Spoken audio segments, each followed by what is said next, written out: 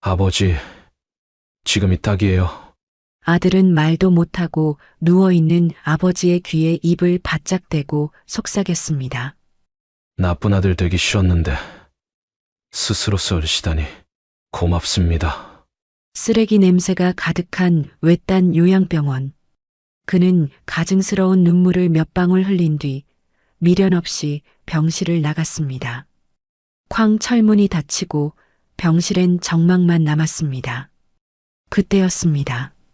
죽은 사람처럼 누워있던 노인의 입이 열렸어요. 그래, 어디까지 가나 한번 보자. 아들은 모릅니다. 아버지가 단 한순간도 정신을 놓은 적이 없었다는 걸. 자신의 모든 말, 모든 선택, 모든 죄를 두 눈 뜨고 지켜보고 있었다는 걸. 천하를 다 가졌다고 믿었지만 믿었던 아들이 저를 쓰레기처럼 버린 줄은 몰랐습니다. 하지만 아들놈은 더 큰 실수를 했죠. 저를 아직 살아있는 사람으로 남겨둔 겁니다. 이제부터 들려드릴 이야기는 버려진 아버지가 아들을 씹어 삼키기까지의 기록입니다. 아버지의 피눈물 나는 복수, 끝까지 들어보시겠습니까? 사연 시작 전에 구독과 좋아요를 눌러주시고 지금 어디서 시청하고 계신지 댓글로 남겨주세요. 여러분 계신 곳마다 행복과 행운이 함께하길 바랍니다. 서울 강남 한복판에 우뚝 솟은 성진건설 본사 빌딩 대회의실에는 무거운 공기가 가득 차 있었어요. 창밖으로는 겨울을 재촉하는 차가운 바람이 불었지만 회의실 안은 오히려 열기로 후끈거렸습니다. 문석은 긴 테이블 상석에 앉아 12명의 이사들을 바라보고 있었습니다. 68배 나이가 무색하게 그의 눈빛은 여전히 날카로웠고 넓은 어깨는 흔들림 없이 곧았습니다.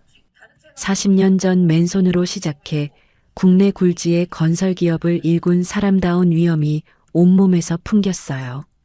하지만 오늘따라 가슴 한쪽이 묘하게 답답했습니다. 아침부터 왼쪽 관자놀이가 욱신거렸고 목덜미가 뻣뻣하게 굳어 있었죠. 문석은 그 불편함을 애써 무시하며 회의 자료를 넘겼습니다. 다음 안건으로 넘어가겠습니다. 상무 한 명이 프레젠테이션을 시작했습니다. 신규 사업 투자건이었어요. 문석은 자료를 훑어보다가 이상한 숫자들을 발견했습니다. 수익률 예측이 지나치게 낙관적이었고 리스크 분석은 형식적인 수준에 그쳐 있었죠. 잠깐, 문석이 손을 들어 발표를 멈추게 했습니다. 회의실이 순간 조용해졌어요. 이 수익률 근거가 뭔가? 시장 상황 분석이 너무 허술해. 상무의 얼굴이 살짝 굳었습니다. 그가 말을 더듬으며 답변하려는 순간 문석의 시선이 테이블 반대편에 앉은 아들에게로 향했습니다. 강재훈, 41살의 부사장이었습니다. 잘생긴 얼굴에 비싼 양복을 걸친 아들은 아버지의 시선을 피하지 않았어요. 오히려 담담하게, 어쩌면 도전적으로 맞바라 보았죠. 아버지, 이거는 제가 직접 검토했습니다. 충분히 승산이 있어요. 재훈의 목소리는 부드러웠지만 그 안에 묘한 힘이 실려 있었습니다. 문석은 아들의 눈빛에서 낯선 무언가를 읽었어요. 예전에는 없던 것이었습니다. 자신감인지 야심인지 아니면 그보다 더 어두운 무엇인지 분간하기 어려웠죠. 근거를 대봐라.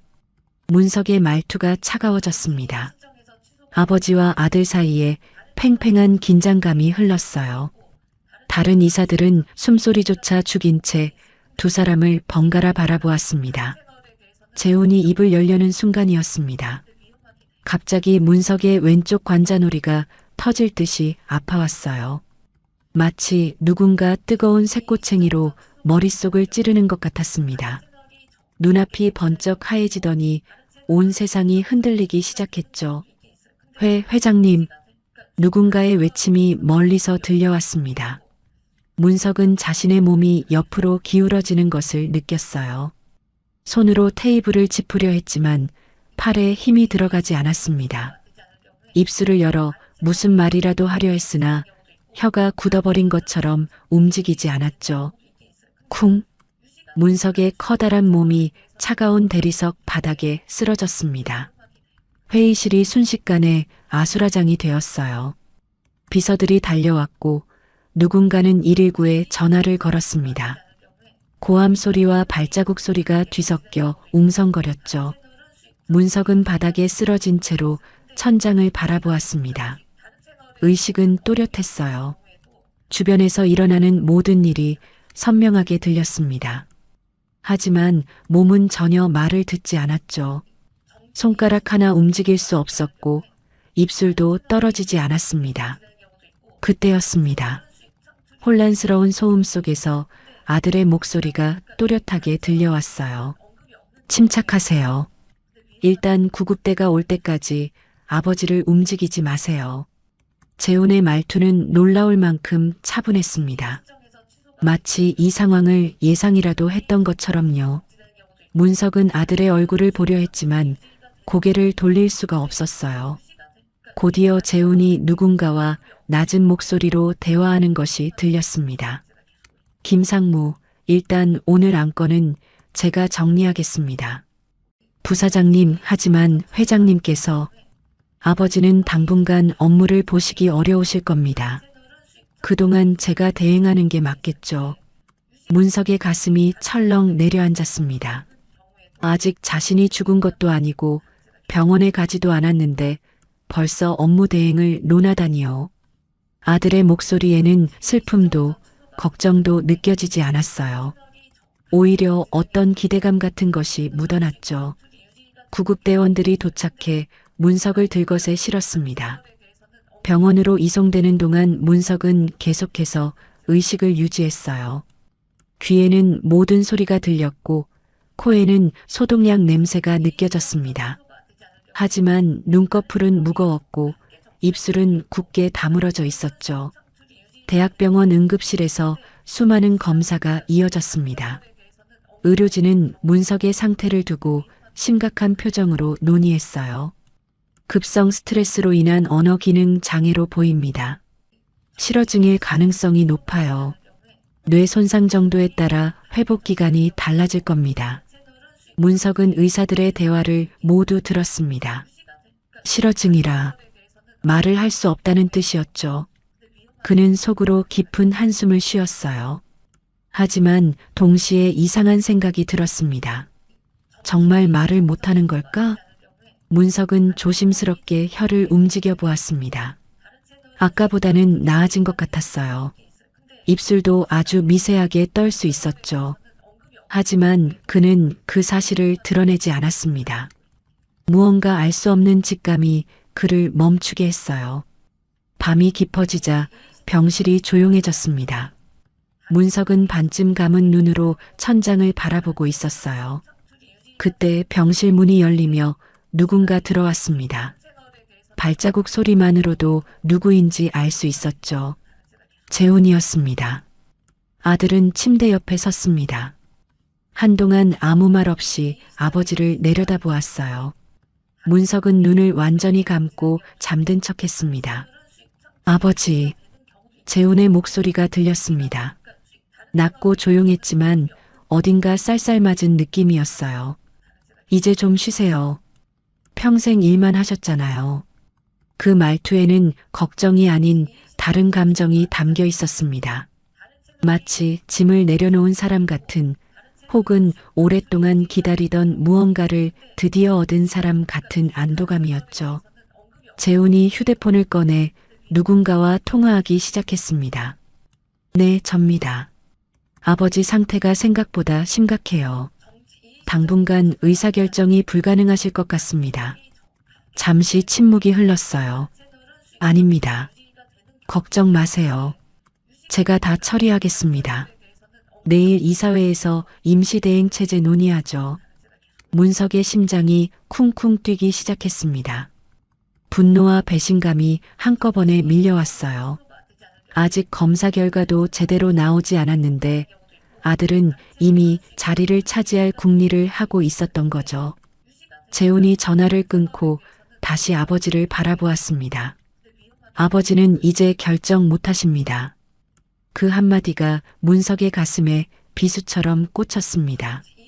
아들의 목소리에는 동정도 미안함도 없었어요. 오히려 승리를 확신하는 자의 여유로움이 느껴졌죠. 문석은 이를 악물었습니다. 물론 밖으로는 아무런 표정 변화도 보이지 않았어요. 그는 완벽하게 무반응의 가면을 쓰고 있었습니다. 재훈이 병실을 나간 뒤 문석은 오랫동안 어둠 속에서 생각에 잠겼습니다. 지난 40년간 쌓아 올린 모든 것이 눈앞에서 무너져 내리는 것 같았어요. 그리고 그 중심에 자신의 아들이 서 있었죠. 문석은 천천히 손가락을 움직여 보았습니다. 검지가 아주 조금 떨렸어요. 회복의 조짐이었습니다. 하지만 그는 결심했습니다. 아무에게도 이 사실을 알리지 않기로요. 지금 말을 하면 모든 것을 빼앗기게 될 거라는 확신이 들었습니다. 아들은 이미 판을 짜놓았어요. 아버지가 회복하면 그 계획이 틀어지겠죠. 그렇다면 재훈이 어떤 행동을 할지 알 수 없었습니다. 문석은 침묵을 선택했습니다. 적의 본심을 알기 위해서였죠. 아들이 무슨 생각을 하는지, 얼마나 깊이 배신했는지 그 진실을 끝까지 보기로 한 겁니다. 어둠 속에서 문석의 눈이 번뜩였습니다. 누구도 그 눈빛을 보지 못했어요. 세상은 그가 쓰러졌다고, 말을 잃었다고, 이제 끝났다고 생각했죠. 하지만 문석은 알고 있었습니다. 이건 끝이 아니라 시작이라는 것을요. 문석이 쓰러진 지 사흘째 되는 날이었습니다. 서울의 하늘은 잿빛 구름으로 뒤덮여 있었고 차가운 바람이 거리를 휩쓸었어요. 하지만 대학병원 앞은 그 어느 때보다 뜨거웠습니다. 병원 정문 앞에는 수십 대의 취재 차량이 줄지어 서 있었어요. 카메라 플래시가 쉴 새 없이 터졌고 기자들은 서로 좋은 자리를 차지하려고 밀치고 당겼습니다. 성진건설 회장의 갑작스러운 쓰러짐은 재계 최대의 뉴스거리였죠. 증권가에서는 주가 전망을 두고 말이 많았고 경쟁사들은 기회를 엿보고 있었습니다. 오전 10시 정각 병원 로비에 검은 양복을 입은 남자가 나타났습니다. 강재훈이었어요. 그는 평소보다 더 창백한 얼굴로 천천히 걸어 나왔습니다. 눈 밑에는 어두운 그림자가 져 있었고 입술은 굳게 다물려 있었죠. 누가 봐도 며칠째 잠을 못 잔 사람의 모습이었습니다. 넥타이도 평소와 달리 검은색이었어요. 마치 이미 장례를 치르는 사람처럼 보였죠. 기자들이 일제히 달려들었어요. 부사장님, 회장님 상태가 어떻습니까? 의식은 돌아오셨나요? 후계 구도에 변화가 있습니까?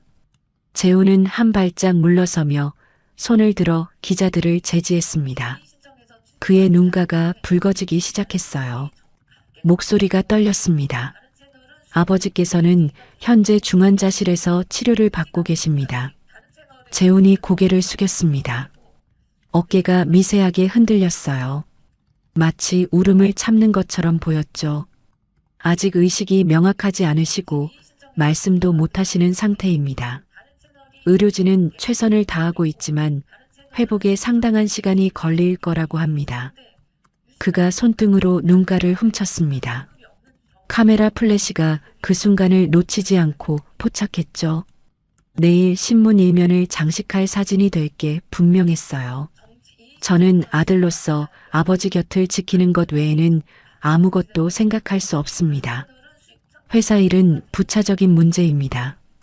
지금 가장 중요한 건 아버지의 회복뿐입니다. 재훈의 목소리가 갈라졌어요. 그는 마지막으로 깊이 고개를 숙인 뒤 병원 안으로 사라졌습니다. 기자들 사이에서 감탄 섞인 목소리가 흘러나왔죠. 저렇게 효심이 깊을 줄이야. 역시 명문가 자제담대. 아버지 병안에 저리 힘들어하시니 측은하네요. 하지만 그 누구도 병원 복도를 걷는 재훈의 얼굴 변화를 보지 못했습니다. 카메라가 사라지자마자 그의 표정이 완전히 달라졌어요. 붉었던 눈가는 어느새 건조해졌고 떨리던 입술은 단단하게 굳었습니다. 눈빛에서 슬픔은 온데간데 없이 사라지고 차갑고 계산적인 빛이 번뜩였죠. 재우는 양복 주머니에서 물티슈를 꺼내 눈가를 닦았습니다. 인공 눈물 자국을 지우는 거였어요. 그는 거울처럼 반짝이는 엘리베이터 문에 비친 자신의 모습을 확인하며 만족스럽게 고개를 끄덕였죠. 엘리베이터를 타고 특실병동으로 올라갔습니다. 복도 끝에 있는 아버지의 병실 앞에서 잠시 멈춰 섰어요. 그는 양복 주머니에서 손거울을 꺼내 자신의 얼굴을 다시 확인했습니다. 표정을 가다듬고 다시 슬픈 아들의 얼굴을 만들었죠. 마치 배우가 무대에 오르기 전에 연습하는 것 같았어요. 병실 문이 열렸습니다. 문석은 침대에 누워 있었어요.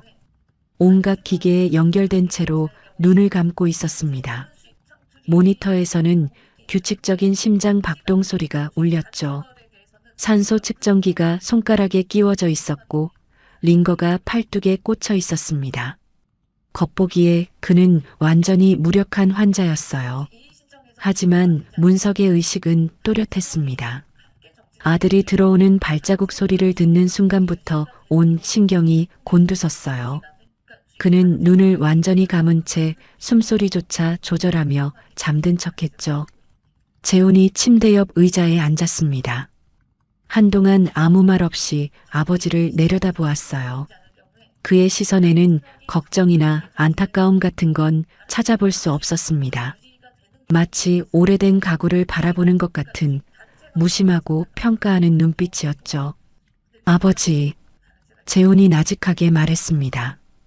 들리시는지 모르겠지만 일단 말씀드릴 게 있어요. 그의 목소리에서 아까 기자들 앞에서 보여줬던 떨림은 완전히 사라져 있었어요. 담담하고 사무적인 어조였습니다. 마치 업무 보고를 하듯이 건조했죠. 회사는 제가 맡겠습니다. 걱정하지 마세요. 아버지보다 더 잘할 자신 있으니까요. 문석의 손가락이 이불 밑에서 미세하게 떨렸습니다. 하지만 그는 어떤 반응도 보이지 않았어요.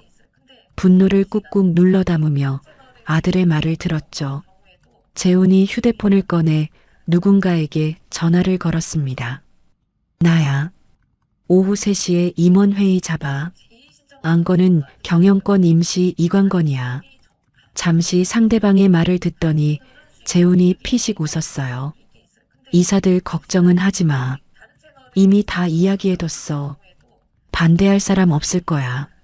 전화를 끄는 재훈이 다시 아버지를 바라보았습니다. 그의 입꼬리가 살짝 올라갔어요. 승리를 확신하는 자의 미소였죠. 아버지, 솔직히 말씀드릴게요. 재훈이 몸을 앞으로 기울였습니다. 목소리가 더 낮아졌어요. 전 이날을 오래 기다렸습니다. 아버지는 평생 왕 노릇하셨잖아요. 모든 결정은 아버지 손에서 나왔고 저는 그저 아버지 그림자에 불과했죠. 40이 넘도록 부사장이라는 허울뿐인 직함만 달고 있었습니다. 문석의 심장이 쿵쿵 뛰기 시작했습니다. 피가 거꾸로 솟는 것 같았어요. 하지만 그는 꿈쩍도 하지 않았습니다. 눈꺼풀 하나 떨지 않았죠. 이제 제 차례입니다. 아버지가 이렇게 되신 건 안타깝지만 어쩔 수 없잖아요. 세대 교체는 언젠가 일어나야 하는 거니까요. 재훈이 자리에서 일어났습니다. 양복을 가다듬으며 창밖을 바라보았어요. 창밖으로는 서울 시내가 한눈에 내려다 보였습니다. 주치의한테 이야기해뒀습니다. 아버지 상태가 생각보다 심각하다고 진단서에 좀 강조해서 써달라고요. 그래야 제가 경영권을 넘겨봤는데 명분이 서거든요. 문석은 충격에 숨이 막힐 것 같았습니다. 아들이 의료진을 매수하고 있었던 거예요. 자신의 상태를 일부러 나쁘게 보이게 만들어서 권력을 빼앗으려는 속셈이었죠. 배신감이 온몸을 휘감았습니다. 재훈이 병실 문 쪽으로 걸어갔습니다. 문손잡이에 손을 올리며 뒤를 돌아보았어요. 아, 그리고 요양병원 알아보고 있습니다. 여기는 비용도 많이 들고 기자들 눈도 있으니까요. 조용한 데로 모시는 게 좋을 것 같아요. 아버지한테도 저한테도요. 그 말을 남기고 재훈이 병실을 나갔습니다. 문석은 한참 동안 움직이지 못했어요. 온몸에서 힘이 빠지는 것 같았습니다. 분노와 배신감이 파도처럼 밀려왔죠. 40년 동안 모든 것을 쏟아부어 키운 아들이었습니다. 어린 시절 손을 잡고 놀이공원에 갔던 기억, 대학 졸업식에서 함께 찍은 사진, 처음으로 회사에 출근하던 날 대견해하던 마음. 그 모든 기억들이 산산이 부서지는 것 같았어요. 하지만 문석은 알았습니다. 지금 분노에 휩쓸려 정체를 드러내면 안 된다는 것을요. 아들은 이미 모든 준비를 마쳤어요. 의료진도 의사들도 재훈 편이었죠. 지금 말을 한다 해도 아무도 자신의 편이 되어주지 않을 겁니다. 오히려 재훈이 아버지의 정신 상태까지 문제 삼을 수도 있었어요. 문석은 천천히 눈을 떴습니다. 병실 천장이 보였어요.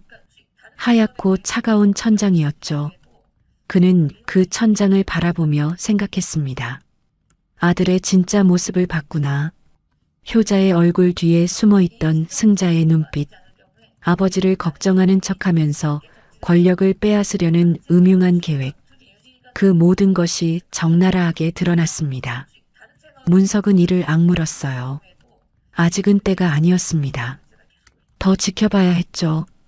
아들이 얼마나 깊이 타락했는지, 어디까지 선을 넘을 수 있는지 끝까지 확인해야 했어요. 침묵이 오히려 아들을 대담하게 만든다는 것을 문석은 깨달았습니다.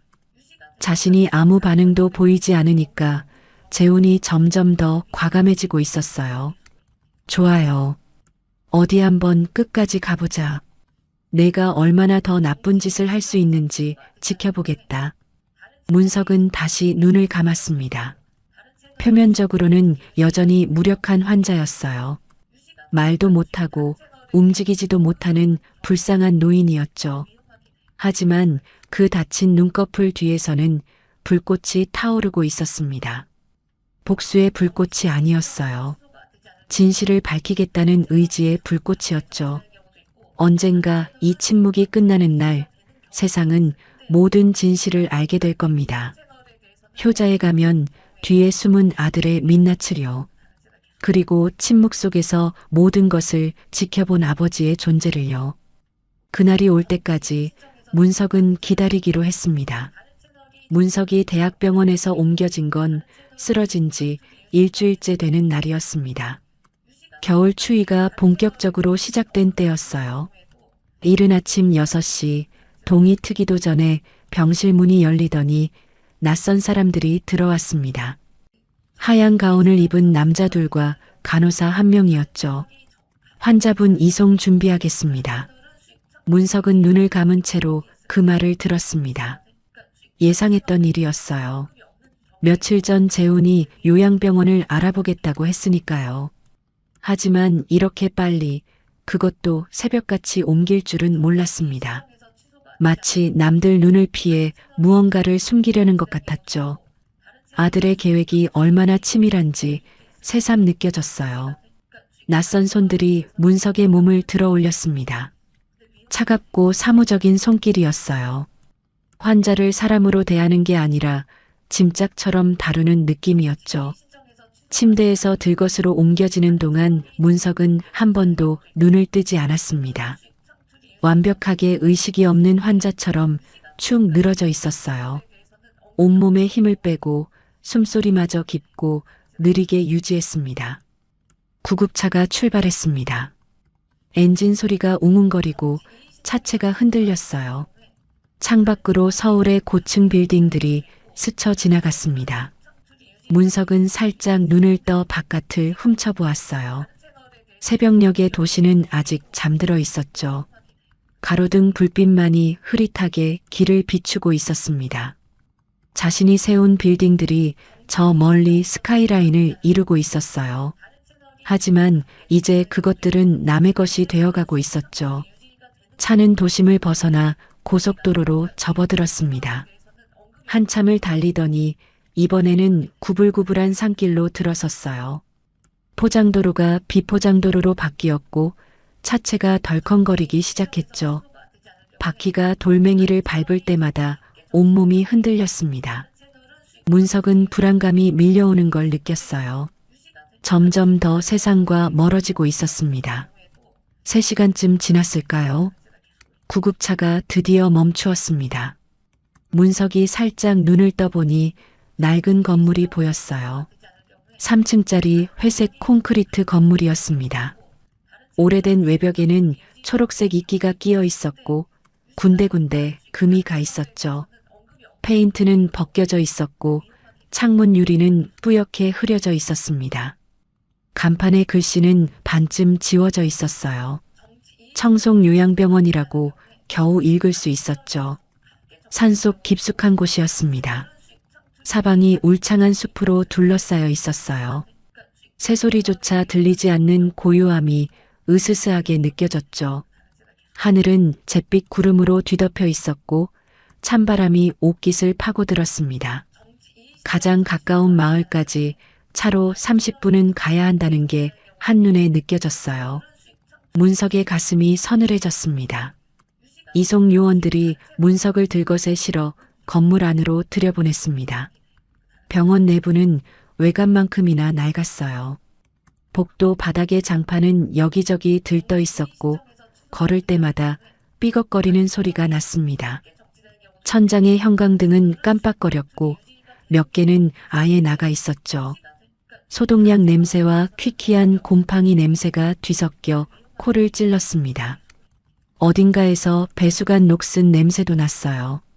복도 양쪽으로 병실들이 늘어서 있었습니다. 문틈으로 다른 환자들의 모습이 언뜻언뜻 보였어요. 대부분 노인들이었죠.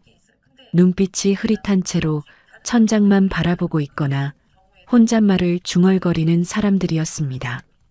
어떤 이는 손을 허공에 내저으며 누군가를 부르고 있었어요. 이곳이 어떤 곳인지 단번에 알 수 있었죠. 세상에서 버림받은 사람들이 모인 곳이었습니다. 문석은 3층 끝 병실에 배정되었습니다. 병실에는 침대 하나와 낡은 협탁, 그리고 작은 창문이 전부였어요. 벽에는 액자 하나 없었고 텔레비전도 라디오도 없었습니다. 침대 시트는 누렇게 빛발해 있었고 베개에서는 쉰내가 났죠. 창밖으로는 끝없이 펼쳐진 산만 보였어요. 문명의 흔적은 어디에도 없었습니다. 간호사가 문석을 침대에 눕히고 나갔습니다. 문이 닫히자 병실은 무거운 침묵에 잠겼어요. 밖에서 들려오는 건 바람소리와 가끔씩 복도를 걷는 발자국 소리뿐이었습니다. 문석은 천천히 눈을 떴습니다. 천장에는 누런 물 얼룩이 져 있었고 벽지는 군데군데 떨어져 있었죠. 창문 유리에는 먼지가 두껍게 끼어 햇빛도 제대로 들어오지 않았습니다. 여기가 내가 있을 곳인가? 문석은 쓴웃음을 지었습니다. 국내 굴지의 건설기업 회장이었던 사람이 이런 곳에 버려지다니요. 수십 년간 이 나라의 스카이라인을 바꿔온 사람이 이름 모를 산골짜기 요양병원에 갇히게 되었어요. 아들이 자신을 얼마나 빨리 잊고 싶어 하는지, 얼마나 철저하게 치우고 싶어 하는지 알 수 있었습니다. 하지만 동시에 다른 생각도 들었어요. 이곳이라면 아무도 자신에게 관심을 갖지 않을 겁니다. 기자들의 눈도 없고 재운의 감시도 느슨해지겠죠. 완벽한 은신처가 될 수도 있었어요. 덫이 될 수도 있고 기회가 될 수도 있었습니다. 첫날 밤이 지나고 아침이 왔습니다. 문석은 이 병원의 실체를 조금씩 알게 되었어요. 아침 8시에 간호조무사가 들어왔습니다. 50대쯤 되어 보이는 여자였어요. 짧은 머리에 무표정한 얼굴이었습니다. 그녀는 문석을 거들떠보지도 않고 링거만 교체했어요. 손놀림이 거칠었고 바늘을 꽂을 때도 조심성이 없었습니다. 혈관을 잘못 찔러 피가 맺혔지만 미안하다는 말 한마디 없었죠. 또 새 환자야. 귀찮게 해. 그녀가 혼잣말을 중얼거렸어요. 문석은 눈을 감은 채 그 말을 들었습니다. 가슴이 쓰렸죠. 평생 수천 명의 직원들 앞에서 결제 한 번에 수십억이 움직이던 사람이었어요. 그런 사람이 지금 귀찮은 존재 취급을 받고 있었습니다. 점심시간이 되었습니다. 다른 간병인이 죽 한 그릇을 들고 왔어요. 40대 남자였는데 담배 냄새가 옷에 배어 있었습니다. 손톱 밑에는 때가 끼어 있었고 위생 상태가 엉망이었죠. 그는 문석을 제대로 일으켜 세우지도 않고 숟가락으로 죽을 입에 밀어 넣었습니다. 죽이 턱을 타고 흘러내렸습니다. 목에 걸려 캑캑거려도 간병인은 아랑곳하지 않았어요. 그냥 대충 몇 숟가락 떠먹인 뒤 그릇을 두고 나가버렸죠. 문석의 턱과 가슴에는 죽물이 흥건했지만 닦아주는 사람은 없었습니다. 축축한 옷이 피부에 달라붙어 불쾌했지만 어쩔 수 없었어요. 문석은 굴욕감에 이를 악물었습니다. 평생 남에게 고개 숙여본 적 없는 사람이었어요. 정계와 재계의 거물들이 만남을 청해왔고 대통령까지 자신의 의견을 물었죠. 그런 사람이 지금 죽 한 그릇도 제대로 먹지 못하고 옷에 음식을 흘린 채 방치되어 있었습니다. 눈에서 뜨거운 것이 차올랐지만 문석은 꾹 참았어요. 오후가 되자 복도에서 소란이 들려왔습니다. 다른 환자가 화장실에 가고 싶다고 울부짖고 있었어요. 1시간이 넘도록 아무도 오지 않았죠. 결국 그 환자는 울음을 터뜨렸고 한참 뒤에야 투덜거리는 간병인이 나타났습니다. 저녁이 되어서야 간병인이 잠깐 들렀습니다. 그는 문석의 기저귀를 확인하더니 귀찮다는 듯 한숨을 쉬었어요. 돈 많은 집 아들이라면서 아버지는 이런데 처박아 두네. 그 말이 문석의 가슴에 비수처럼 꽂혔습니다. 간병인도 알고 있었어요. 자신이 버림받았다는 것을요. 세상 모든 사람이 아는 것 같았습니다. 밤이 깊어지자 병실은 더욱 으스스해졌습니다. 산속이라 바람소리가 유난히 크게 들렸어요. 휘이하고 창문을 때리는 바람이 마치 울음소리처럼 들렸습니다. 창문 틈으로 새어 들어오는 찬바람에 문석은 몸을 움츠렸어요. 이불은 얇았고 난방은 제대로 되지 않았죠. 문석은 어둠 속에서 생각에 잠겼습니다. 이곳에서 나를 찾는 사람은 아무도 없을 거야. 그 생각이 처음에는 절망적으로 느껴졌어요. 하지만 곧 다른 생각이 들었습니다. 아무도 찾지 않는다는 건 아무도 감시하지 않는다는 뜻이기도 했죠. 문석은 조심스럽게 손을 움직여 보았습니다. 손가락이 움직였어요. 손목도 천천히 돌아갔죠. 회복이 진행되고 있었습니다. 하지만 문석은 그 사실을 철저히 숨기기로 했어요. 이곳은 완벽한 은신처이자 덫이 될 수 있었습니다. 문석은 완전히 버려진 사람을 연기하기로 했어요. 아무것도 모르고 아무것도 느끼지 못하는 환자처럼요. 그게 지금 자신을 지킬 수 있는 유일한 방법이었습니다. 기다려라, 재훈아. 아버지는 아직 여기 있다. 요양병원에 온 지 2주일이 지났습니다. 문석은 이제 이곳의 생활에 어느 정도 적응했어요. 아침 8시에 링거 교체, 점심과 저녁에 죽 배식, 밤 10시에 마지막 순찰. 그 외의 시간에는 아무도 오지 않았죠. 문석은 그 빈 시간을 이용해 조금씩 몸을 움직이며 회복에 힘썼습니다. 12월 중순의 어느 날이었어요. 오후 3시쯤 복도에서 낯익은 발자국 소리가 들려왔습니다. 또각또각 자신감 넘치는 구두 소리였죠.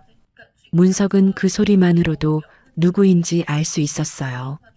심장이 쿵 하고 내려앉았습니다. 병실 문이 열렸습니다.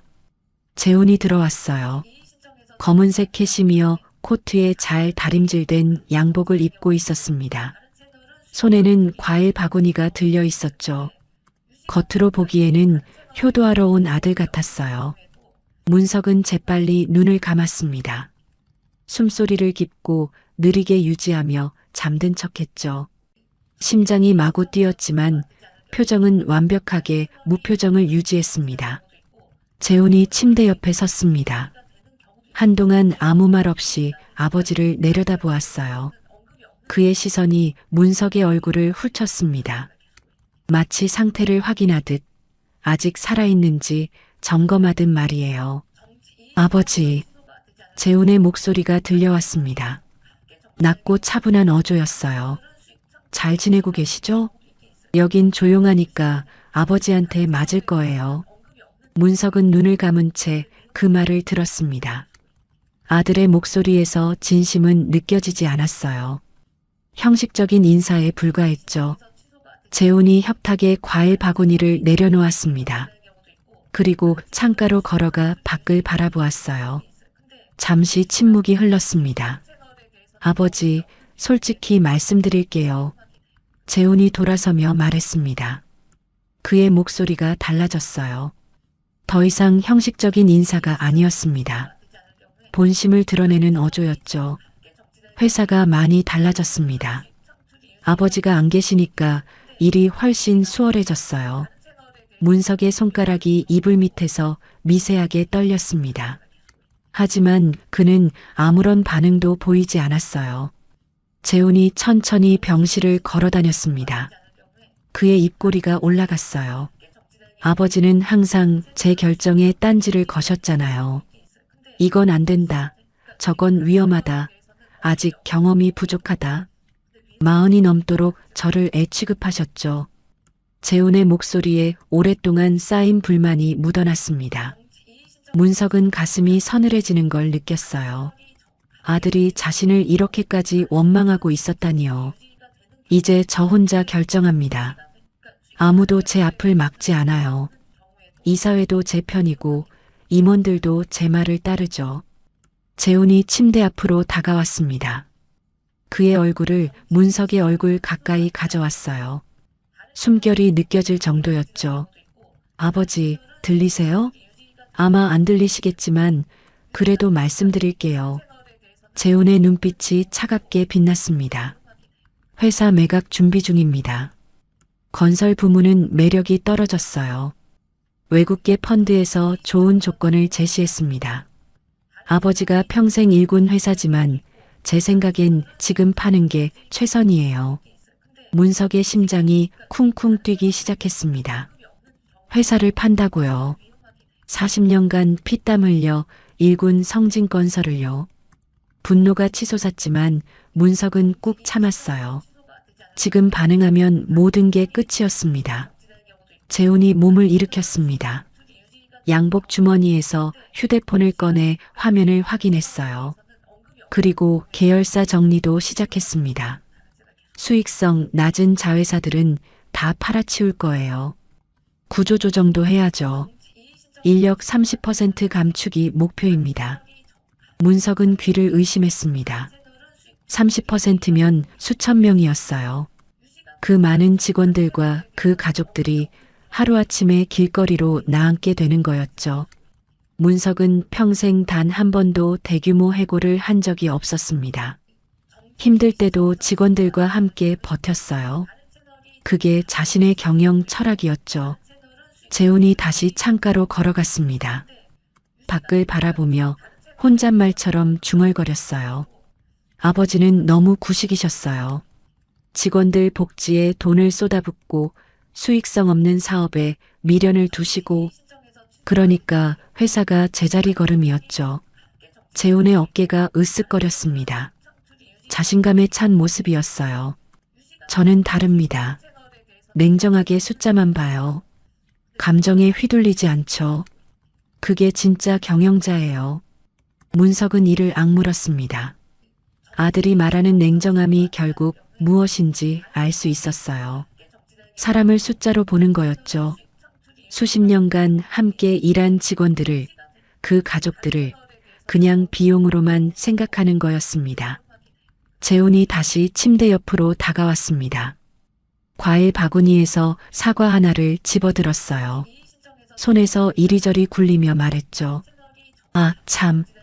아버지 주치의한테 들었는데요. 회복 가능성이 거의 없대요. 뇌 손상이 심각하다고 하더라고요. 재훈의 입가에 미소가 번졌습니다. 슬픈 미소가 아니었어요. 안도하는 미소였죠. 그래서 마음 편하게 일을 진행하고 있습니다. 아버지가 다시 일어나실 일은 없을 테니까요. 문석은 온몸이 얼어붙는 것 같았습니다. 아들이 자신의 회복 불가능을 기뻐하고 있었어요. 아버지가 영영 깨어나지 않기를 바라고 있었죠. 그게 아들의 진짜 마음이었습니다. 재훈이 사과를 다시 바구니에 넣었습니다. 코트 자락을 정리하며 말했어요. 아버지는 평생 왕 노릇하셨잖아요. 모든 결정은 아버지 손에서 나왔고 누구도 감히 반대하지 못했죠. 저도 마찬가지였어요. 항상 아버지 그림자 밑에 있었습니다. 재훈의 목소리가 낮아졌습니다. 그 안에 오래된 분노가 서려 있었어요. 이제 제 차례입니다. 아버지가 이렇게 되신 건 안 됐지만 어쩔 수 없잖아요. 세상은 약육강식이에요. 아버지가 늘 하시던 말씀 아닙니까? 재훈이 병실 문 쪽으로 걸어갔습니다. 문손잡이에 손을 올리며 뒤를 돌아보았어요. 그의 눈빛은 차갑고 건조했습니다. 그리고 아버지, 이 병원비는 제가 내고 있지만 영원히는 아닙니다. 적당한 때가 되면 정리해야죠. 아버지도 그러셨잖아요. 쓸모없는 건 과감히 버리라고. 그 말을 남기고 재훈이 나갔습니다. 문이 닫히자 병실에 무거운 침묵이 내려앉았어요. 문석은 한참 동안 움직이지 못했습니다. 온몸에서 힘이 빠지는 것 같았어요. 분노보다 더 깊은 감정이 밀려왔습니다. 슬픔이었어요. 배신감이었죠. 40년간 모든 것을 바쳐 키운 아들이었습니다. 어릴 때부터 최고만 경험하게 해주었어요. 최고의 학교, 최고의 환경, 최고의 기회. 언젠가 이 모든 것을 물려주려고 준비해왔죠. 그런데 그 아들이 지금 자신을 쓸모없는 존재 취급하고 있었습니다. 버려야 할 짐짝처럼 말이에요. 문석의 눈에서 뜨거운 것이 흘러내렸습니다. 눈물이었어요. 평생 남 앞에서 눈물을 보인 적 없는 사람이었는데 지금은 멈출 수가 없었죠. 천장을 바라보며 소리 없이 울었습니다. 하지만 그 눈물이 마르자 문석의 눈빛이 달라졌습니다. 이건 개인의 배신이 아니야. 문석은 깨달았어요. 재훈이 저지르려는 건 단순한 권력 찬탈이 아니었습니다. 회사 매각, 대규모 해고, 계열사 정리.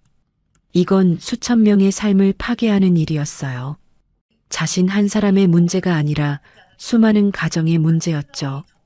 문석은 천천히 주먹을 쥐었습니다. 이제 목표가 분명해졌어요. 단순한 복수가 아니었습니다. 아들의 만행을 세상에 알려야 했어요. 회사를 지키고 직원들을 지키고 진실을 밝혀야 했습니다. 폭로. 그게 문석이 해야 할 일이었어요. 아들이 무슨 짓을 계획하고 있는지, 어떤 말을 했는지 모든 것을 증거로 남겨야 했습니다. 지금은 아무것도 할 수 없지만 때가 되면 모든 진실이 드러날 거예요. 문석은 눈을 감았습니다. 방금 들은 모든 말을 머릿속에 새겼어요. 회사 매각, 계열사 정리, 인력 구조 조정, 그리고 아들의 차가운 눈빛. 하나도 잊지 않을 거예요. 조금만 더 기다리자. 끝까지 보자.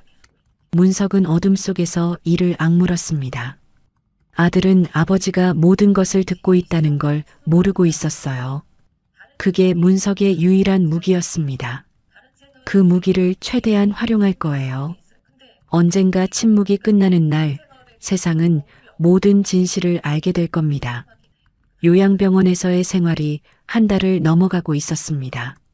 새해가 밝았지만 문석에게 달력의 변화는 아무런 의미가 없었어요. 매일이 똑같았죠. 아침에 눈을 뜨고 천장을 바라보고 아들의 다음 방문을 기다리며 정보를 수집하는 것. 그게 문석의 하루 전부였습니다. 하지만 몸 상태는 확실히 나아지고 있었어요. 손가락은 자유롭게 움직일 수 있었고 팔도 들어 올릴 수 있게 되었습니다. 다리에도 조금씩 힘이 돌아왔죠. 혼자 힘으로 몸을 뒤척일 수도 있었어요. 무엇보다 중요한 건 말을 할 수 있다는 거였습니다. 어느 날 밤 문석은 아무도 없는 것을 확인한 뒤 조심스럽게 입술을 움직여 보았어요. 심장이 두근거렸습니다. 떨리는 마음으로 목에 힘을 주었죠. 처음에는 바람 새는 소리만 났지만 조금씩 발음이 나오기 시작했어요. 아, 작은 소리였지만 분명한 목소리였습니다. 문석은 가슴이 벅차올랐어요. 눈시울이 뜨거워졌죠. 말을 할 수 있다는 것, 그건 곧 진실을 말할 수 있다는 뜻이었습니다. 언젠가 세상 앞에 서서 아들의 만행을 폭로할 수 있다는 뜻이었어요. 하지만 문석은 그 사실을 철저히 숨겼습니다. 아무도 모르게 해야 했어요. 이 병원에서 누가 재훈과 연결되어 있는지 알 수 없었으니까요. 간호조무사가, 간병인이, 심지어 청소부가 재훈에게 보고할 수도 있었습니다.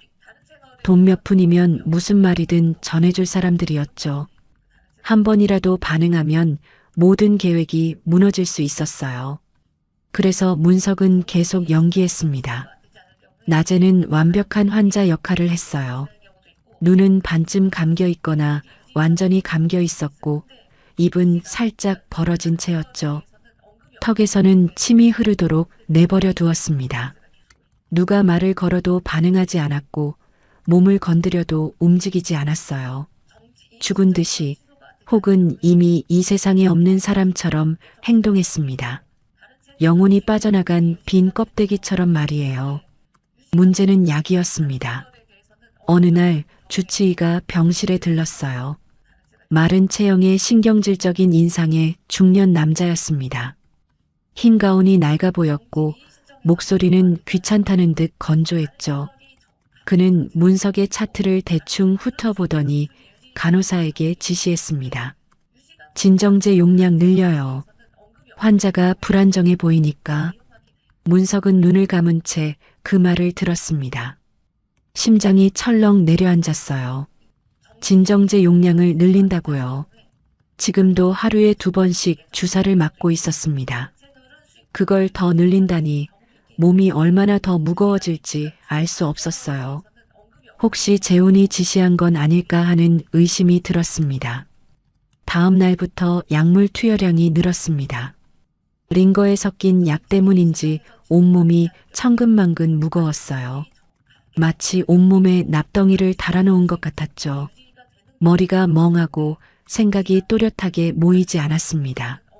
손가락을 움직이려 해도 반응이 느렸어요. 겨우 회복한 기능들이 다시 무뎌지는 것 같았습니다. 문석은 공포를 느꼈습니다. 이러다가 진짜로 못 일어나는 거 아닐까? 이 약을 계속 맞다가 정말로 식물인간이 되는 건 아닐까? 밤이 되면 문석은 필사적으로 몸을 움직였어요. 약 기운이 조금이라도 풀릴 때를 기다렸다가 손가락을 쥐었다 폈다 반복했습니다. 1번, 2번, 3번, 100번도 넘게 반복했죠. 발가락도 움직여 보았어요. 까딱까딱 작은 움직임이라도 멈추지 않았습니다. 아무리 힘들어도 멈출 수 없었어요. 멈추면 진짜로 굳어버릴 것 같았습니다.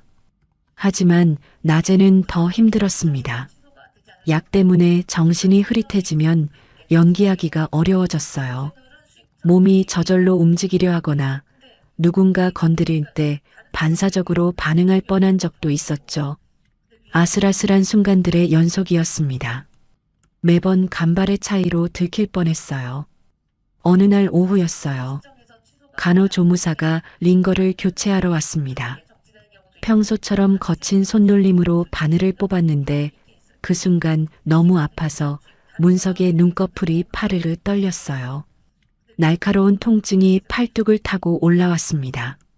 간호조무사가 멈칫했습니다. 그녀의 손이 공중에서 멈췄어요.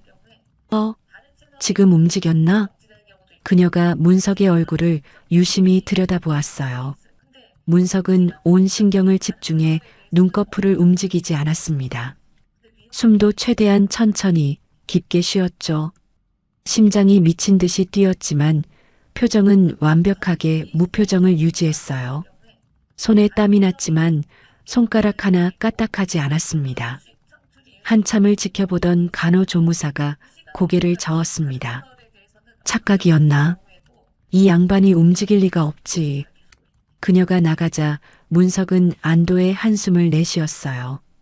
정말 아슬아슬했습니다. 조금만 더 반응했어도 들킬 뻔했죠. 등에 식은땀이 흠뻑 배어 있었습니다. 그날 밤 문석은 오랫동안 생각에 잠겼습니다. 이 연기를 얼마나 더 계속해야 할까? 몸은 점점 약해지고 있었어요.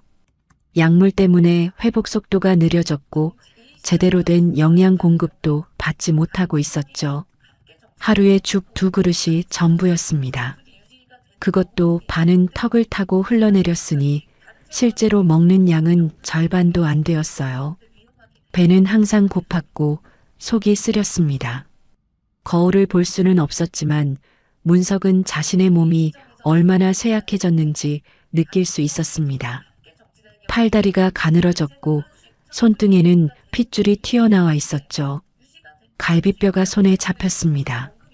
예전에는 그렇게 힘이 세던 사람이 이제는 이불 하나 들어 올리기도 힘들었어요. 하지만 포기할 수 없었어요. 문석은 스스로에게 말했습니다. 조금만 더, 끝까지 보자.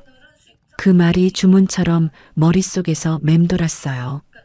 포기하고 싶을 때마다, 약 기운에 정신이 흐릿해질 때마다 그 말을 되뇌었습니다.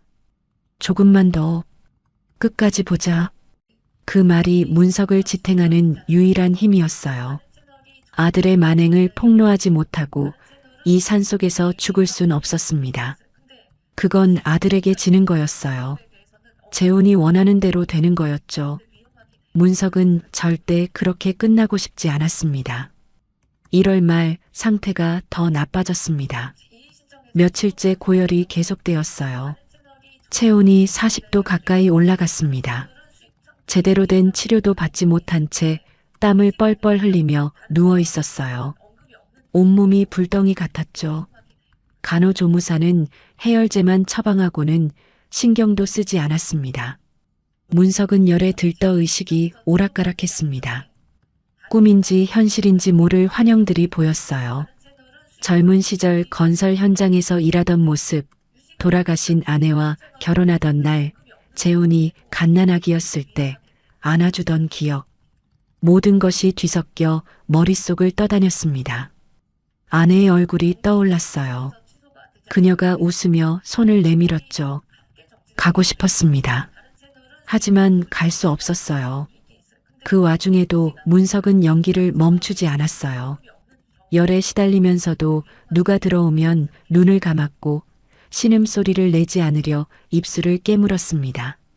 입술에서 피가 났지만 소리를 내지 않았어요. 고통스러웠지만 버텼습니다. 이 정도 고통은 아무것도 아니라고 스스로를 다독였어요.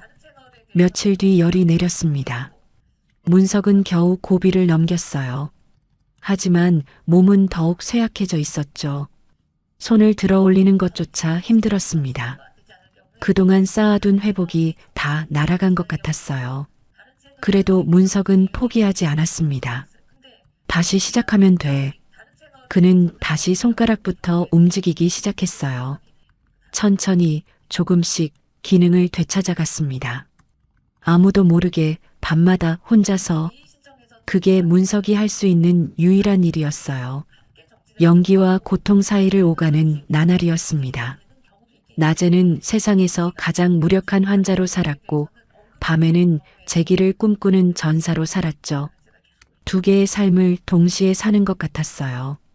문석은 매일 밤 스스로에게 말했습니다. 버텨라. 조금만 더 버텨라. 언젠가 이 침묵이 끝나는 날이 올 거야. 그날을 위해 오늘 하루를 더 견디는 거야. 문석은 어둠 속에서 눈을 떴습니다. 창밖으로 겨울 달빛이 희미하게 들어왔어요. 그 빛을 바라보며 문석은 생각했습니다. 아직 끝나지 않았어. 나는 아직 여기 있어. 요양병원의 겨울은 유난히 길고 추웠어요. 창밖에는 눈이 쌓여 있었고 복도에는 항상 찬바람이 불었죠. 난방은 여전히 부실했고 밤이면 입김이 나올 정도였습니다. 얼마 전까지만 해도 30층짜리 본사 빌딩의 따뜻한 회장실에 앉아있던 사람이 이제는 이 추운 산골짜기 병실에서 떨고 있었어요. 문석은 여전히 침대에 누워 무력한 환자 역할을 연기하고 있었습니다. 3개월째 계속되는 외로운 연기였죠. 그런데 어느 날 밤 낯선 발자국 소리가 들려왔습니다. 평소에 듣던 간호조무사나 간병인의 발자국과는 달랐어요. 쿵쿵거리며 귀찮다는 듯 걷는 소리가 아니었죠. 가볍고 조심스러운 발걸음이었습니다. 마치 환자들을 깨우지 않으려고 조심하는 것 같았어요. 문석은 눈을 감은 채 귀를 기울였습니다. 병실 문이 조용히 열렸습니다. 삐걱 소리조차 최소화하려는 듯 천천히 열렸어요. 누군가 들어왔습니다. 문석은 살짝 눈을 떠 훔쳐보았어요. 젊은 여자였습니다. 20대 후반쯤 되어 보였죠. 단정하게 묶은 긴 머리에 하얀 간호사 유니폼을 입고 있었어요. 얼굴은 화장기 없이 깨끗했고 눈매가 부드러웠습니다. 손에는 작은 손전등을 들고 있었어요. 이름표에는 윤서진이라고 적혀 있었습니다. 서진은 문석의 침대 옆으로 다가왔습니다. 그녀의 움직임은 다른 직원들과 확연히 달랐어요. 조심스럽고 정성스러웠죠. 링거 상태를 확인할 때도 바늘이 빠지지 않았는지 꼼꼼히 살펴보았습니다. 수액량도 확인하고 줄이 꼬이지 않았는지도 점검했어요. 그녀는 문석의 이마에 손을 대어 열을 확인했습니다. 손길이 부드러웠어요. 지금까지 이 병원에서 받아본 적 없는 손길이었죠. 할아버지, 밤에 많이 추우셨죠? 서진이 작은 목소리로 말했습니다. 문석은 반응하지 않았어요. 하지만 그녀의 목소리에서 진심 어린 걱정이 느껴졌습니다. 지금까지 이 병원에서 이런 말투를 들어본 적이 없었죠. 다른 직원들은 환자에게 말을 걸 때도 귀찮다는 투였거든요. 아예 말을 걸지 않는 경우도 많았습니다. 서진은 문석의 얇은 이불을 끌어올려 목까지 덮어주었습니다. 이불 끝을 매트리스 밑으로 집어넣어 찬바람이 들어오지 않게 했어요. 그리고 창문 쪽으로 가더니 틈새를 확인했습니다. 찬바람이 새어 들어오는 곳을 찾은 그녀는 가방에서 비닐 테이프를 꺼내 꼼꼼하게 막았어요. 그것도 모자라 자신의 가디건을 벗어 창문에 덧대었습니다. 문석은 눈을 감은 채로 그 모든 것을 느꼈습니다. 가슴 한구석이 따뜻해지는 것 같았어요. 이 외딴 곳에서, 이렇게 무관심한 환경에서 이런 사람도 있구나 싶었죠. 세상에 완전히 버림받았다고 생각했는데 아직 따뜻한 마음을 가진 사람이 남아 있었습니다. 그날 이후로 서진은 매일 밤 문석의 병실을 찾아왔습니다. 야간 당직 간호사였거든요. 밤 10시부터 아침 6시까지 근무했죠. 그녀는 링거를 확인하고 이불을 정리하고 욕창이 생기지 않도록 문석의 자세를 바꿔주기도 했어요. 다른 간병인들은 절대 해주지 않는 일이었습니다. 가끔은 문석의 손을 잡아주기도 했어요. 아무 말 없이 그냥 손을 잡고 있었죠. 마른 나뭇가지 같은 손을 따뜻하게 감싸주었습니다. 서진은 다른 직원들과 확실히 달랐어요. 환자를 사람으로 대했습니다. 귀찮은 존재가 아니라 보살펴야 할 소중한 생명으로요. 문석은 그녀를 지켜보며 궁금해졌어요. 왜 이런 낙후된 병원에서 일하고 있는 걸까? 이렇게 따뜻한 사람이 왜 이곳에 있는 걸까? 무슨 사연이 있는 건 아닐까? 며칠이 지난 어느 밤이었습니다. 밤 11시쯤이었어요.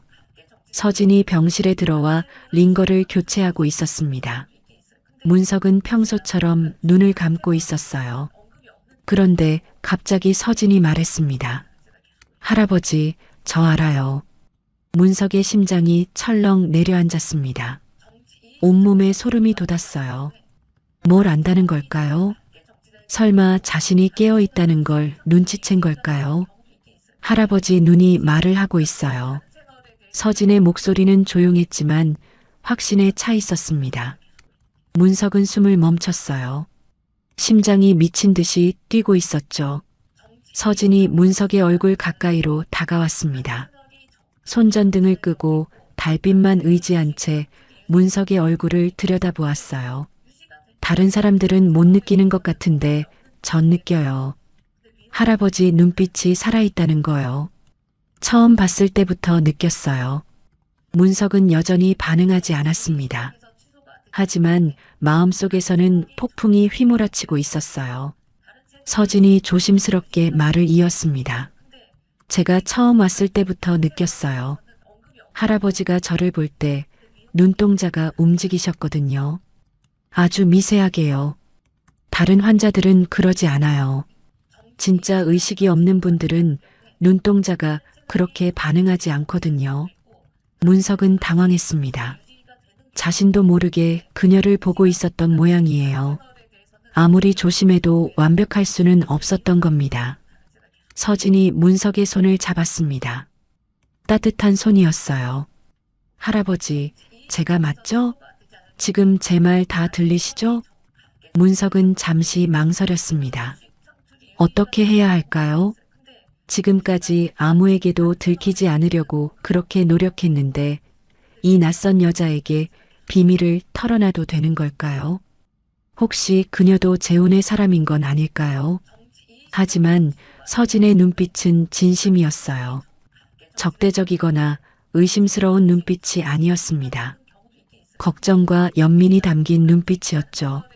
문석은 평생 수많은 사람을 만나며 눈을 보는 법을 배웠습니다. 서진의 눈은 순수했어요.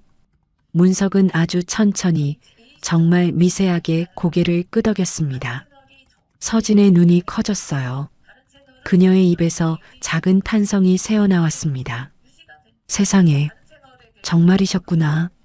그녀가 문석의 손을 더 꽉 잡았습니다. 눈시울이 붉어졌어요. 할아버지, 대체 왜 이러고 계신 거예요? 왜 아무한테도 말씀 안 하시고 이렇게 누워만 계신 거예요? 문석은 입술을 달싹였습니다. 말을 해야 할지 말아야 할지 고민이 되었어요. 하지만 서진의 눈을 보니 믿어도 될 것 같았습니다. 2달 넘게 이곳에서 지켜본 결과 그녀는 다른 직원들과 달랐어요. 문석이 힘겹게 입을 열었습니다. 목소리는 거칠고 쉰 소리였어요. 아들한테 들키면 안 돼요. 서진의 표정이 굳어졌습니다. 그녀는 무언가를 이해한 것 같았어요. 아들분이 할아버지를 이렇게 만드신 건가요? 문석이 천천히 고개를 끄덕였습니다. 서진의 눈에서 눈물이 흘러내렸습니다. 알겠어요, 할아버지. 저한테 다 말씀 안 하셔도 돼요. 상황이 어떤 건지 대충 짐작이 가요. 그녀가 문석의 이불을 다시 여며주었습니다. 걱정 마세요. 아무한테도 말 안 할게요. 할아버지 비밀 제가 지켜드릴게요. 고마워요. 문석이 힘겹게 말했습니다. 서진이 미소 지었어요. 따뜻하고 다정한 미소였죠. 천만에요, 할아버지. 이제 혼자가 아니에요. 그날 밤 서진이 나간 뒤 문석은 오랫동안 천장을 바라보았습니다. 가슴속에서 뭔가가 녹아내리는 것 같았어요. 2달 넘게 혼자서 버텨왔습니다. 아무도 믿지 못하고 아무에게도 말하지 못하고 오로지 자기 자신만을 의지해 왔죠.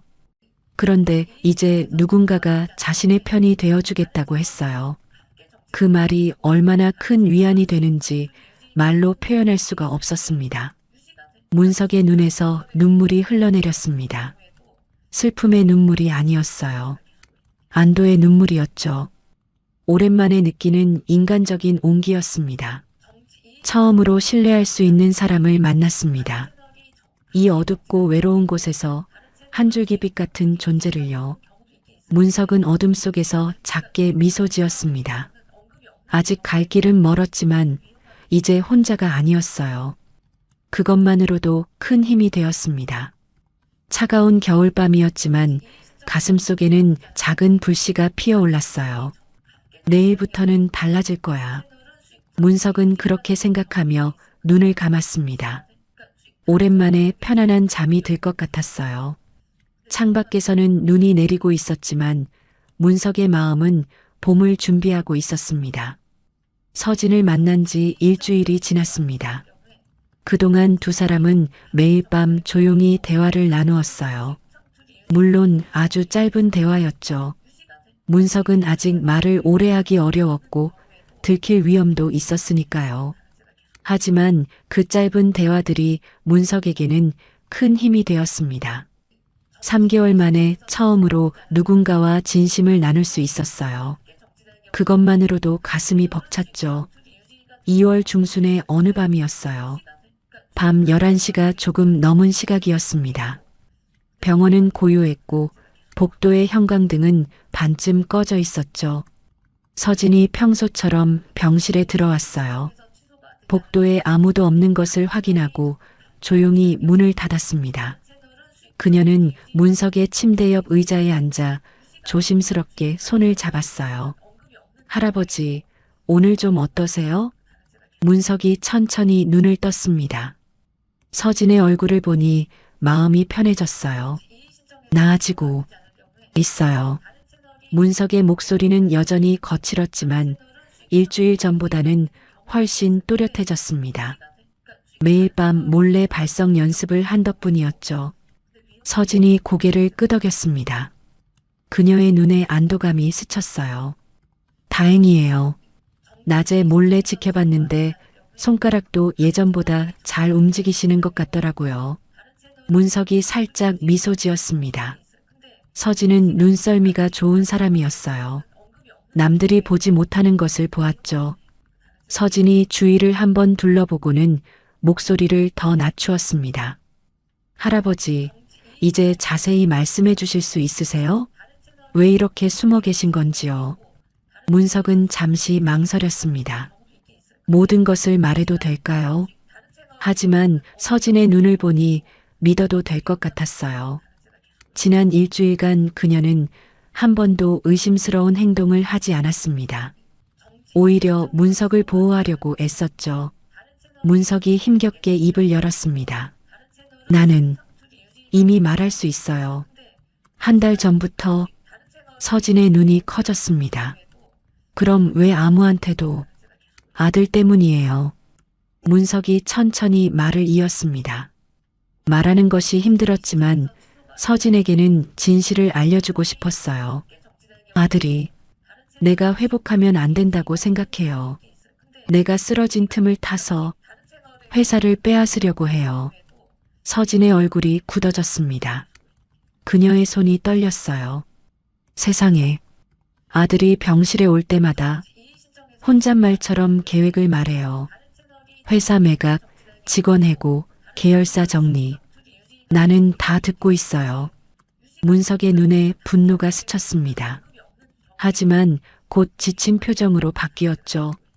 지금 내가 말을 한다고 해도 아무도 안 믿을 거예요. 아들이 이미 다 손을 써놨으니까요. 의사도 이사회도 다 아들 편이에요.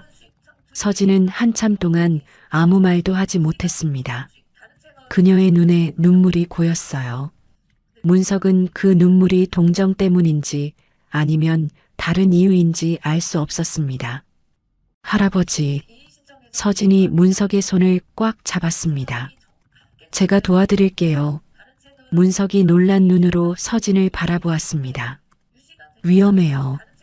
아들이 알면. 괜찮아요. 서진의 목소리가 단호해졌습니다. 그녀의 눈빛이 달라졌어요. 부드럽던 눈빛에 결의가 서렸죠. 저도 이유가 있어요. 나중에 말씀드릴게요. 지금은 일단 할아버지를 도와드리고 싶어요. 문석은 서진의 눈을 들여다보았습니다. 그녀의 눈에는 단순한 동정 이상의 것이 있었어요. 무언가 깊은 감정이 숨어 있는 것 같았죠. 하지만 지금은 묻지 않기로 했습니다. 고마워요. 문석이 힘겹게 말했습니다. 서진이 미소 지었어요. 하지만 그 미소에는 슬픔이 묻어 있었습니다. 그날 밤 이후로 두 사람의 협력이 시작되었습니다. 서진은 자신의 휴대폰에 녹음 앱을 설치했어요. 재훈이 병문안을 오는 날에는 미리 문석의 침대 밑에 휴대폰을 숨겨두었죠. 재훈이 혼잣말처럼 내뱉는 말들이 하나하나 녹음되었습니다. 일주일 뒤 재훈이 다시 병원에 왔어요. 오후 3시쯤이었습니다. 검은 캐시미어 코트를 입고 들어온 그는 평소처럼 과일 바구니를 들고 있었죠. 값비싼 사과와 배가 담겨 있었습니다. 물론 그 과일을 문석에게 먹이는 사람은 아무도 없었어요. 거칠애용이었죠. 재훈은 창가에 서서 밖을 바라보았습니다. 그의 어깨가 으쓱거렸어요. 자신감에 찬 모습이었죠. 그는 아버지가 아무것도 모른다고 확신하며 말을 쏟아냈습니다. 아버지, 외국 펀드에서 연락이 왔어요. 매각 가격이 예상보다 높게 나왔습니다. 주당 5만 원 이상은 받을 수 있을 것 같아요. 재훈의 입꼬리가 올라갔습니다. 물론 아버지 지분은 제가 관리하고 있으니까요. 아버지가 회복 못하시면 자연스럽게 제 소유가 되겠죠. 문석은 눈을 감은 채 이를 악물었습니다. 분노가 치밀어 올랐지만 참았어요. 침대 밑에서 휴대폰이 조용히 모든 것을 녹음하고 있었습니다. 재훈이 나간 뒤 서진이 휴대폰을 회수했어요. 그녀는 녹음 파일을 확인하고는 고개를 끄덕였습니다. 잘 녹음됐어요, 할아버지. 문석이 안도의 한숨을 내쉬었습니다. 한 걸음 나아간 거였어요. 그 뒤로도 증거 수집은 계속되었습니다. 재훈이 올 때마다 녹음을 했고 서진은 병원 직원들의 이상한 행동도 기록했어요. 주치의가 재훈과 통화하는 것을 목격한 날에는 그 시간과 상황을 꼼꼼히 메모했죠. 어느 날 밤 서진이 심각한 표정으로 병실에 들어왔습니다. 할아버지, 큰일이에요. 문석이 긴장한 눈으로 서진을 바라보았습니다. 오늘 낮에 원장이 전화 받는 걸 들었어요. 아들분이랑 통화하는 것 같았는데 서진이 목소리를 낮추었습니다. 약 용량을 더 늘리라고 하는 것 같았어요. 환자가 너무 안정적이라고 좀 더 깊이 잠들게 하라고요. 문석의 얼굴이 창백해졌습니다. 아들이 자신을 영영 깨어나지 못하게 만들려는 거였어요. 서진 씨, 걱정 마세요, 할아버지. 서진이 주머니에서 작은 약병을 꺼냈습니다. 이건 비타민이에요. 원래 진정제 들어가는 자리에 제가 바꿔치기 할게요. 겉으로는 아무도 모를 거예요. 문석은 서진을 바라보았습니다. 이 젊은 여자가 이렇게까지 위험을 감수하다니요. 왜? 이렇게까지 해주는 거예요? 서진의 얼굴에 복잡한 감정이 스쳤습니다. 그녀는 잠시 침묵했어요. 나중에 말씀드릴게요, 할아버지. 지금은 일단 할아버지를 살리는 게 먼저예요. 그날 이후로 문석의 상태는 빠르게 좋아졌습니다. 진정제가 끊기자 머리가 맑아졌어요. 손과 발에 힘이 돌아왔고 짧은 문장도 어렵지 않게 말할 수 있게 되었죠. 서진은 매일 밤 문석의 회복 상태를 체크했습니다. 혈압을 재고 맥박을 확인하고 간단한 운동을 도와주었어요. 물론 모든 것은 아무도 모르게 조용히 진행되었습니다. 한편 재훈은 아버지가 점점 쇠약해지고 있다고 믿었습니다. 주치의가 보내는 거짓 보고서를 보며 안심했죠. 그는 아버지가 아무것도 모른다고, 곧 영영 잠들 거라고 확신했어요. 그가 아버지의 눈 뒤에서 불꽃이 타오르고 있다는 것을 알 리가 없었습니다. 어느 날 밤 문석이 서진에게 말했습니다. 이 증거들 언젠가는 세상에 알려야 해요. 서진이 고개를 끄덕였습니다. 알아요, 할아버지. 준비하고 있어요. 그녀가 휴대폰을 보여주었습니다. 녹음 파일이 10여 개가 넘게 저장되어 있었어요. 이것만 있으면 충분할 거예요. 하지만 타이밍이 중요해요. 할아버지가 완전히 회복하셔야 해요. 직접 나서서 말씀하셔야 사람들이 믿을 거예요. 문석이 천천히 고개를 끄덕였습니다. 서진의 말이 맞았어요. 자신이 직접 나서지 않으면 아무 소용이 없었습니다. 녹음 파일만으로는 부족했죠. 살아있는 증인이 필요했어요. 그리고 그 증인은 바로 자신이었습니다. 조금만 더 기다려요. 조금만 더. 문석은 천장을 바라보며 중얼거렸습니다. 복수가 아니었어요. 진실을 밝히는 거였습니다. 아들의 죄를 세상에 알리고 수천 명의 직원과 그 가족들을 지키는 거였죠. 자신의 명예를 되찾는 것보다 그게 더 중요했습니다. 그날이 올 때까지 문석은 숨어서 힘을 기르기로 했습니다. 어둠 속에서 조용히, 하지만 확실하게. 재혼이 점점 더 대담해질수록 문석은 더 많은 증거를 모았습니다. 아들은 아버지가 덫을 놓고 있다는 것을 전혀 눈치채지 못했어요. 그게 문석의 유일한 무기였습니다. 어느 날 밤이었습니다. 문석과 서진은 이제 매일 밤 만나는 것이 자연스러워졌어요. 증거 수집도 순조롭게 진행되고 있었죠. 녹음 파일은 20개가 넘었고 서진이 기록한 메모도 상당히 쌓여 있었습니다. 그날 밤도 서진은 평소처럼 병실에 들어왔어요. 하지만 표정이 달랐습니다. 뭔가 무거운 것을 짊어진 사람의 얼굴이었죠. 문석은 그녀의 눈빛에서 평소와 다른 것을 읽었어요. 서진 씨, 무슨 일 있어요? 서진은 침대 옆 의자에 앉았습니다. 한동안 아무 말도 하지 않았어요. 창밖으로 들어오는 달빛이 그녀의 얼굴을 비추었습니다. 눈가가 붉어져 있었죠. 할아버지, 제가 왜 이 일을 돕는지 궁금하지 않으셨어요? 문석은 조용히 고개를 끄덕였습니다. 처음부터 궁금했어요. 이 젊은 여자가 왜 이렇게까지 위험을 감수하는지요. 서진이 깊은 숨을 내쉬었습니다. 그녀의 손이 떨리고 있었어요. 저희 아버지 이야기를 해드릴게요. 문석은 귀를 기울였습니다. 저희 아버지는 건설 현장에서 일하셨어요. 20년 넘게 한 회사에서 일하신 성실한 분이셨죠. 서진의 목소리가 떨렸습니다. 그 회사가 성진건설이었어요. 문석의 심장이 멈추는 것 같았습니다. 성진건설. 자신의 회사였어요. 5년 전이었어요. 2020년 겨울이었죠. 아버지가 일하시던 현장에서 사고가 났습니다. 서울 외곽의 아파트 건설 현장이었어요. 건물 외벽 공사 중에 발판이 무너졌습니다. 안전고리가 제대로 설치되지 않았던 거예요. 아버지는 12m 높이에서 떨어지셨죠. 서진의 눈에서 눈물이 흘러내렸습니다. 그녀의 어깨가 떨렸어요. 병원에서 연락받았을 때 저는 대학교 4학년이었어요. 졸업을 앞두고 있었죠. 병원으로 달려갔을 때 아버지는 중환자실에 계셨어요.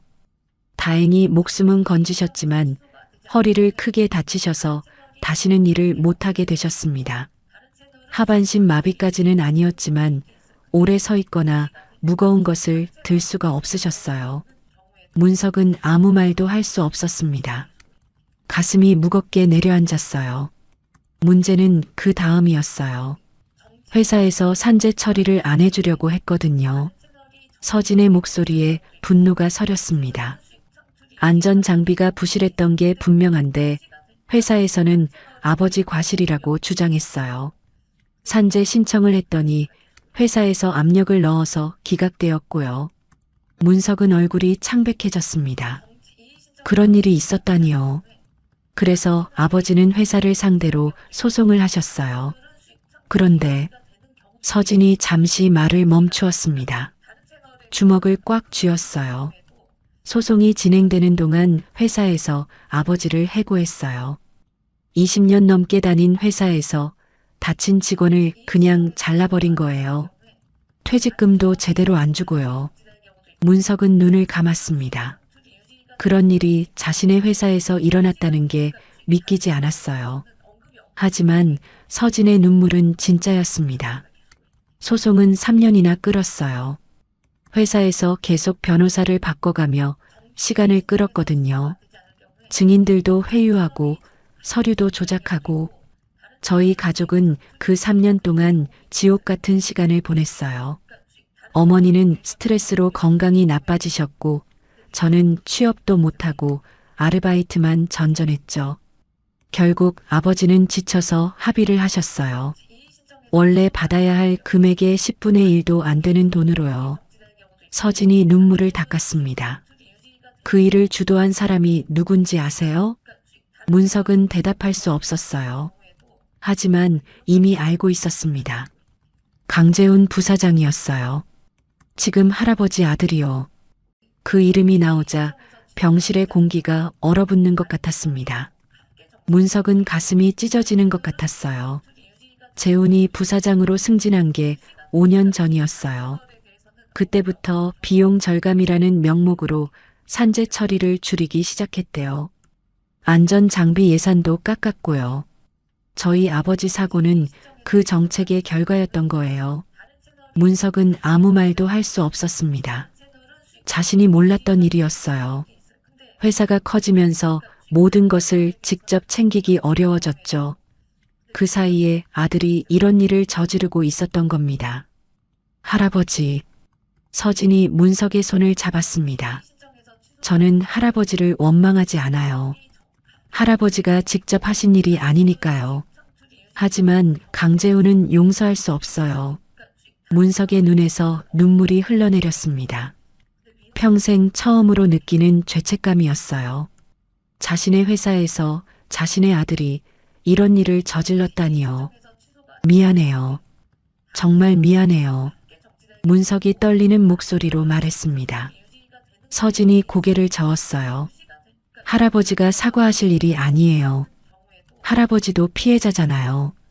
두 사람은 한동안 아무 말 없이 앉아 있었습니다. 침묵 속에서 서로의 아픔을 나누었죠. 저희 아버지는 지금 요양원에 계세요. 서진이 조용히 말했습니다. 허리 수술을 여러 번 하셨는데 합병증이 생겨서 걸을 수가 없으세요. 어머니는 3년 전에 돌아가셨어요. 암이었는데 병원비 때문에 치료를 제때 못 받으셔서요.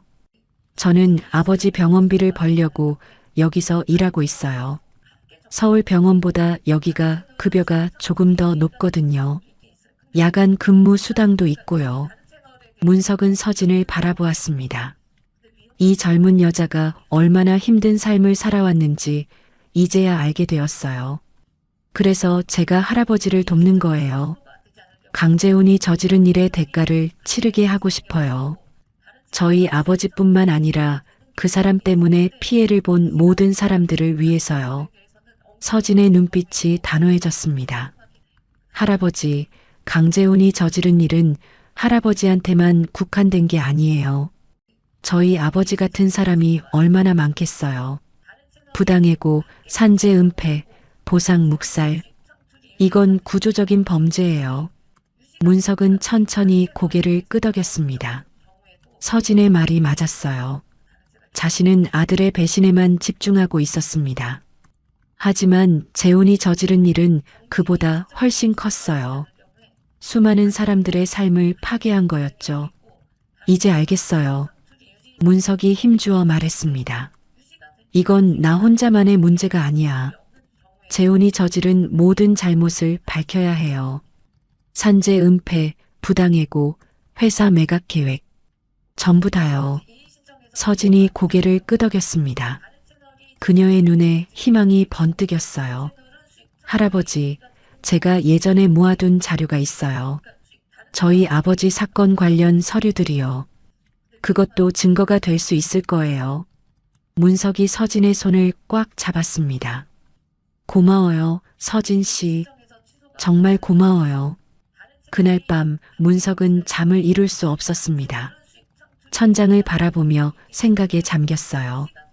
아들에 대한 분노는 이제 개인적인 감정을 넘어섰습니다. 재훈이 저지른 일은 체계적이고 조직적인 범죄였어요. 폭로의 수위가 달라져야 했습니다. 단순히 경영권 찬탈만 밝히는 게 아니라 재훈이 부사장으로 일하면서 저지른 모든 불법 행위를 드러내야 했어요. 산재 은폐, 부당해고, 비용 절감을 핑계로 한 안전경시, 그 모든 것의 대가를 치르게 해야 했습니다. 문석은 주먹을 꽉 쥐었습니다. 이건 복수가 아니야. 정의야.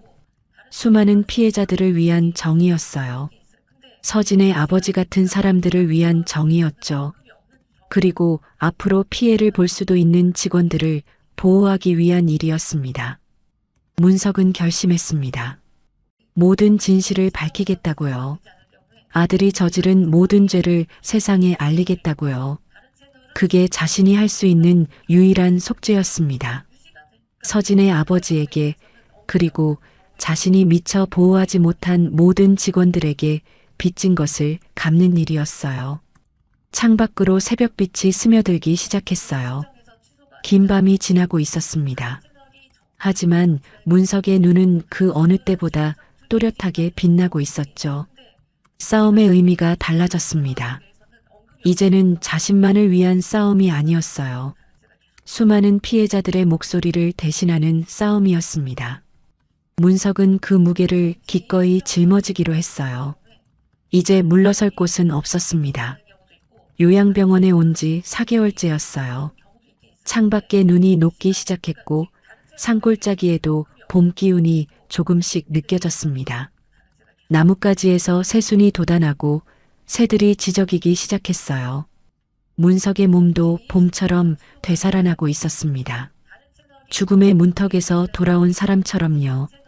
이제 문석은 혼자 힘으로 침대에서 일어날 수 있었습니다. 짧은 거리는 걸을 수도 있었죠. 물론 낮에는 여전히 무력한 환자 연기를 계속했지만 밤에는 서진의 도움을 받아 재활운동을 했어요. 복도 끝까지 걸어갔다 오는 것도 가능해졌습니다. 처음에는 10걸음도 못 걷던 사람이 이제는 100걸음도 거뜬히 걸었어요.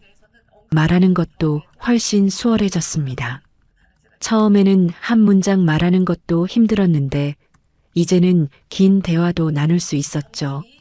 목소리도 예전처럼 힘이 실렸어요. 한때 수천 명의 직원들 앞에서 연설하던 그 목소리가 돌아오고 있었습니다. 어느 날 밤 서진이 심각한 표정으로 병실에 들어왔습니다. 할아버지, 이제 움직여야 할 때가 된 것 같아요. 문석이 서진을 바라보았습니다. 무슨 일이에요? 오늘 원장실에서 통화 내용을 들었어요. 아들분이 이번 주 안에 할아버지를 다른 곳으로 옮기겠대요. 문석의 표정이 굳어졌습니다. 다른 곳이라니? 요양원이에요. 더 외진 곳에 있는. 거기로 옮기면 면회도 안 되고 외부 접촉이 완전히 차단된대요. 문석은 그 말의 의미를 알았습니다. 완전히 격리시키겠다는 거였어요. 아마 그곳에서 조용히 죽기를 기다리겠다는 뜻이겠죠. 그리고 서진이 목소리를 더 낮추었습니다. 더 무서운 말도 했어요. 만약 상태가 호전되는 기미가 보이면 그때는 다른 조치를 취하겠다고요. 문석의 얼굴이 창백해졌습니다. 다른 조치, 그게 무엇을 의미하는지 짐작이 갔어요. 시간이 없어요, 할아버지. 이번 주가 지나면 기회가 없을 수도 있어요. 문석은 잠시 생각에 잠겼습니다. 그리고 천천히 고개를 끄덕였어요. 그래요. 이제 움직일 때가 됐어요. 그날 밤부터 본격적인 준비가 시작되었습니다. 서진은 예전에 알고 지내던 기자에게 연락했어요. 대학 선배였는데 지금은 경제 전문 매체에서 일하고 있었죠. 서진은 조심스럽게 상황을 설명했습니다. 언니, 믿기 어려우시겠지만 성진건설 회장님이 살아계세요. 의식도 또렷하시고 말씀도 하실 수 있어요. 전화기 너머로 놀라는 소리가 들렸습니다. 아들이 회장님을 요양병원에 가둬두고 경영권을 빼앗고 있어요. 증거도 있어요. 녹음 파일이 20개가 넘어요. 기자는 처음에는 반신반의했지만 서진이 녹음 파일 일부를 들려주자 태도가 바뀌었어요. 이거 진짜 대박 특종이다. 회장님이 직접 인터뷰해 주실 수 있어? 네, 그게 목적이에요. 회장님이 직접 나서서 모든 진실을 밝히실 거예요. 기자회견 날짜가 잡혔습니다. 3월 15일. 일주일 뒤였어요. 다음으로 서진은 변호사를 수소문했습니다. 서울에서 기업 관련 소송으로 유명한 로펌의 변호사였어요. 서진 아버지 사건 때 도움을 주려다 결국 무산된 적이 있는 사람이었죠. 그 변호사는 서진의 이야기를 듣고 즉시 달려오겠다고 했습니다. 제가 직접 가서 회장님을 뵙겠습니다. 법적인 부분은 제가 다 준비해 드릴게요. 이틀 뒤밤 변호사가 요양병원에 몰래 찾아왔습니다. 밤 11시가 넘은 시각이었어요. 서진이 직원들 눈을 피해 뒷문으로 안내했습니다. 변호사는 50대 초반의 남자였어요. 날카로운 눈매에 단정한 정장 차림이었죠. 그는 문석을 보고 깜짝 놀랐습니다. 회장님, 정말 살아계시는군요. 뉴스에서는 의식불명이라고 하던데. 문석이 쓸쓸하게 웃었습니다. 다 아들이 꾸민 거예요. 처음부터 끝까지요. 문석은 변호사에게 모든 것을 설명했습니다. 쓰러진 날부터 지금까지의 일을요. 이사회에서의 대화, 병실에서 재훈이 한 말들, 요양병원으로 옮겨진 경위, 그리고 약물 투여까지. 변호사는 녹음 파일을 하나하나 들으며 심각한 표정을 지었어요. 서류를 검토하고 메모를 하면서 고개를 끄덕였습니다. 충분합니다, 회장님. 이 정도 증거면 형사 고발도 가능해요. 경영권 관련해서는 민사소송도 진행할 수 있고요. 문석이 물었습니다. 재훈이 체포될 수 있나요? 네, 가능합니다. 업무상 배임, 사문서 위조, 그리고 이 녹음 내용대로라면 살인 미수 혐의까지 추가될 수 있어요. 문석은 복잡한 심정이었습니다. 아들을 감옥에 보내야 한다는 사실이 마음 아팠어요. 하지만 더 이상 망설일 수는 없었습니다. 진행해 주세요. 기자회견 전날 밤이었습니다. 문석은 서진과 함께 마지막 준비를 했어요. 발표할 내용을 정리하고 증거 자료 순서를 맞추었죠. 할아버지, 긴장되세요? 서진이 물었습니다. 문석이 고개를 저었어요. 긴장보다는 슬퍼요. 내 손으로 아들을 끝장내야 하니까요. 서진이 문석의 손을 잡았습니다. 할아버지 잘못이 아니에요. 강재훈이 스스로 선택한 거예요. 문석은 고개를 끄덕였습니다. 맞는 말이었어요. 재훈은 스스로 그 길을 선택했습니다. 그때 문석의 휴대폰이 울렸습니다. 서진이 마련해준 선불폰이었어요.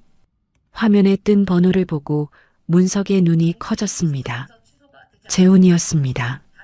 문석은 잠시 망설였어요.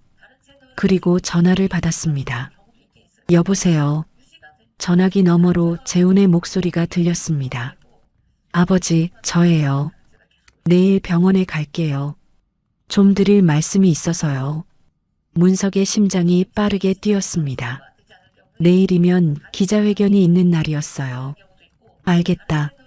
문석은 짧게 대답하고 전화를 끊었습니다. 서진이 걱정스러운 눈으로 물었어요. 어떻게 하실 거예요? 문석은 잠시 생각했습니다. 그리고 결정을 내렸어요. 만나야겠어요. 마지막으로요. 서진이 고개를 끄덕였습니다. 그녀는 휴대폰을 꺼내 녹음 앱을 켰어요. 이번에도 녹음해 둘게요. 혹시 모르니까요. 다음 날 오후 2시 재훈이 병원에 도착했습니다. 검은색 코트에 선글라스를 쓰고 있었어요. 비서 한 명이 따라왔지만 병실 밖에서 대기시켰죠. 문석은 평소처럼 침대에 누워 있었어요. 하지만 이번에는 달랐습니다. 눈을 뜨고 재훈을 똑바로 바라보았죠. 재훈은 아버지가 눈을 뜨고 있는 것을 보고 잠시 당황했습니다. 걸음을 멈추고 아버지의 얼굴을 유심히 살폈어요. 하지만 곧 표정을 추슬렀습니다. 대수롭지 않다는 듯 어깨를 으쓱했죠. 아버지, 오늘 상태가 좋아 보이시네요. 문석은 대답하지 않았습니다. 그냥 아들을 바라보았어요. 재훈은 의자에 앉아 다리를 꼬았습니다. 아버지, 좋은 소식이 있어요. 회사 매각이 거의 마무리됐어요. 다음 주면 계약서에 사인합니다. 재훈의 입꼬리가 올라갔습니다. 아버지가 평생 일군 회사지만 이제는 제 소유가 됐으니까요. 제 마음대로 해도 되겠죠? 문석은 여전히 침묵했습니다. 재훈은 그 침묵을 무력함으로 해석했어요. 그리고 아버지, 내일부터 다른 곳으로 옮기실 거예요. 더 좋은 곳이에요. 조용하고 아무도 신경 안 쓰는 곳이요. 재훈이 몸을 앞으로 기울였습니다. 그의 목소리가 낮아졌어요. 솔직히 말씀드릴게요, 아버지. 아버지가 이대로 조용히 가셨으면 좋겠어요. 복잡하게 만들지 말고요. 문석의 눈빛이 차가워졌습니다. 하지만 여전히 말을 하지 않았어요. 재훈이 자리에서 일어났습니다. 문 쪽으로 걸어가다가 뒤를 돌아보았죠. 안녕히 계세요, 아버지. 이게 마지막이 될 수도 있으니까요. 그 말을 남기고 재훈이 나갔습니다. 문석은 천장을 바라보았습니다. 아들의 마지막 말이 귓가에 맴돌았어요. 이게 마지막이 될 수도 있다고요. 그래요. 마지막이 맞았습니다. 하지만 재훈이 생각하는 것과는 다른 의미로요. 서진이 침대 밑에서 휴대폰을 꺼냈습니다. 다 녹음됐어요, 할아버지. 살해 암시까지요. 문석이 고개를 끄덕였습니다. 이제 준비가 끝났어요. 내일이면 모든 것이 드러날 겁니다. 문석은 창밖을 바라보았어요. 해가 지고 있었습니다. 마지막 밤이었죠. 내일이면 4개월간의 침묵이 끝나는 날이었습니다. 문석은 조용히 눈을 감았습니다. 이제 준비된 무대에 오를 시간이었어요. 서울 프레스센터 대회의장에는 수백 명의 기자들이 모여 있었습니다. 카메라 플래시가 쉴 새 없이 터졌고 웅성거리는 소리가 장내를 가득 채웠어요. 긴급 기자회견이 열린다는 소식에 전국의 언론사가 모두 달려온 거였죠. 방송국 카메라만 20대가 넘었고 해외 특파원들까지 와 있었습니다. 아무도 오늘 무슨 일이 벌어질지 몰랐습니다. 초청장에는 단 한 줄만 적혀 있었어요. 성진건설 관련 중대 발표. 그게 전부였죠. 기자들은 서로 정보를 교환하며 추측을 주고받았습니다. 오전 10시 정각 회의장 뒷문이 열렸습니다. 휠체어를 탄 노인이 천천히 들어왔어요. 흰 셔츠에 검은 재킷을 입고 있었습니다. 얼굴은 4개월간의 투병 생활로 수척해져 있었지만 눈빛만큼은 강렬하게 빛나고 있었죠. 턱선이 날카로웠고 입술은 굳게 다물려 있었습니다. 기자들 사이에서 술렁임이 일었습니다. 저게 누구야? 설마 강문석 회장 아니야? 말도 안 돼. 의식불명이라고 했잖아. 뉴스에서 봤는데. 아니, 저 얼굴은 분명히. 휠체어를 밀고 있는 사람은 서진이었습니다. 단정한 정장을 입은 그녀는 긴장한 표정으로 문석을 연단 앞까지 안내했어요. 문석이 손짓하자 서진이 멈추었습니다. 회의장이 순간 조용해졌습니다. 침묵이 흘렀어요. 모든 시선이 문석에게 쏠렸습니다. 수백 개의 카메라 렌즈가 그를 향해 있었죠. 문석은 천천히 마이크를 잡았습니다. 손이 살짝 떨렸어요. 4개월 만에 처음으로 세상 앞에 서는 순간이었습니다. 하지만 목소리는 또렷했어요. 안녕하십니까? 성진건설 회장 강문석입니다. 그 한마디에 회의장이 발칵 뒤집어졌습니다. 기자들이 일제히 자리에서 일어나 사진을 찍었어요. 플래시가 폭풍처럼 쏟아졌죠. 고함과 질문이 사방에서 터져 나왔습니다. 회장님, 지금까지 어디 계셨습니까? 의식불명이라는 보도는 거짓이었습니까? 건강 상태는 어떠십니까? 문석이 손을 들어 기자들을 진정시켰습니다. 한참이 지나서야 회의장이 다시 조용해졌어요. 문석은 천천히 입을 열었습니다. 저는 지난 4개월간 침묵하고 있었습니다. 그가 잠시 말을 멈추었어요. 말을 할 수 없어서가 아니었습니다. 저는 스스로 침묵을 선택했습니다. 기자들이 술렁였습니다. 문석은 개의치 않고 말을 이었어요.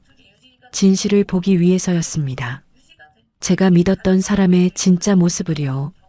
문석의 눈빛이 날카로워졌습니다. 오늘 저는 그 진실을 말씀드리려고 합니다. 제 아들 강재훈이 저지른 일들을요. 기자들 사이에서 웅성거림이 커졌습니다. 아들을 고발하겠다는 건가요? 믿기 어려운 일이었죠. 지난해 11월 저는 이사회 도중 쓰러졌습니다. 급성 스트레스로 인한 일시적 언어 장애였습니다. 하지만 저는 생각보다 빠르게 회복했어요. 문석이 잠시 숨을 고르었습니다. 가슴이 먹먹해졌어요. 하지만 끝까지 말해야 했습니다. 문제는 제가 회복하고 있다는 사실을 아들이 원하지 않았다는 겁니다. 회의장에 무거운 침묵이 흘렀습니다. 모두가 숨을 죽이고 다음 말을 기다렸어요. 아들은 저를 외딴 산골짜기 요양병원에 가두었습니다. 의료진을 매수해 제 상태를 실제보다 나쁘게 보이게 만들었어요. 진정제를 과다 투여하고 영양 공급을 제한하고 회복을 조직적으로 방해했습니다. 문석의 목소리가 떨렸습니다. 하지만 멈추지 않았어요.